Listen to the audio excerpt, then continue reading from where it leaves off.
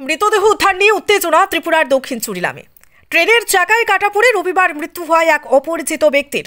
অগ্নি নির্বাপক দপ্তরের কর্মী এবং পুলিশ গিয়ে মৃতদেহ উদ্ধার করে, কিন্তু মৃতদেহ উদ্ধার করতে গিয়ে এলাকাবাসীরা অগ্নি নির্বাপক দপ্তরের কর্মীদের উপর চোটে লাল। এ নিয়ে অগ্নি নির্বাপক দপ্তরের কর্মী এবং এলাকাবাসীর মধ্যে ব্যাপক উত্তেজনা দেখা দেয় দক্ষিণ চুরিলামে। এলাকাবাসীদের অভিযোগ, প্রতিনিয়ত খালি গায়ে রেল রাস্তার নিচে একাধিকবার শুয়েছিল মৃত ওই অজ্ঞাত পরিচয় ব্যক্তি। এলাকাবাসীরা মৃত অজ্ঞাত পরিচয় ওই ব্যক্তিকে রেল রাস্তা থেকে একাধিকবার উদ্ধারও করেছে, কিন্তু রবিবার আর শেষ রক্ষা হলো না তার।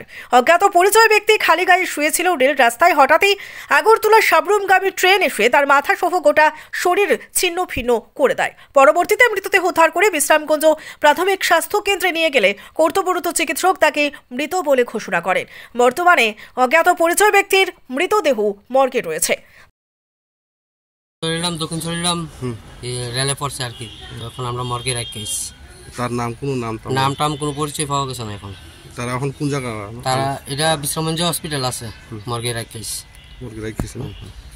কত বয়স হইতে পারে? বয়স মানে 60-65 হতে পারে।